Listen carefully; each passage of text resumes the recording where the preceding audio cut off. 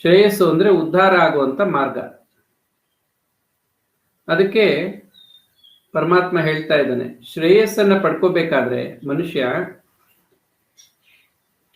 ವೇದಗಳಲ್ಲಿ ನಾನೇ ತಿಳಿಸಿದ್ದೀನಿ, ಮನುಷ್ಯರ ಶ್ರೇಯಸ್ಸಿಗಾಗಿ ಈ 3 ಯೋಗಗಳನ್ನು ನಾನು ಉಪದೇಶ ಮಾಡಿದ್ದೀನಿ. ಜ್ಞಾನಯೋಗ, ಕರ್ಮಯೋಗ ಮತ್ತು ಭಕ್ತಿ ಯೋಗ ಅನ್ನುವಂಥದ್ದು. ಈ ಯಾವುದಾದ್ರೂ ಒಂದು ಯೋಗವನ್ನ ಆಶ್ರಯಿಸಿಕೊಂಡು ಅದರ ವಿಧಿ ನಿಷೇಧಗಳನ್ನ ಅರ್ಥ ಮಾಡಿಕೊಂಡು ಆ ದಾರಿಯಲ್ಲಿ ಸಾಗಿದ್ದೆ ಆದ್ರೆ ಮನುಷ್ಯ ಶ್ರೇಯಸ್ಸನ್ನ ಪ್ರಾಪ್ತಿ ಮಾಡ್ಕೊಳ್ತಾನೆ.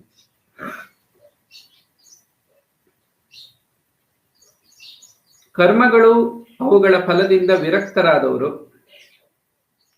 ಅವನ್ನು ತ್ಯಜಿಸಿದ ಜನರು ಜ್ಞಾನಯೋಗದ ಅಧಿಕಾರಿಗಳಾಗಿದ್ದಾರೆ. ವೇದಗಳಲ್ಲಿ ಕೊನೆಯ ಭಾಗವನ್ನ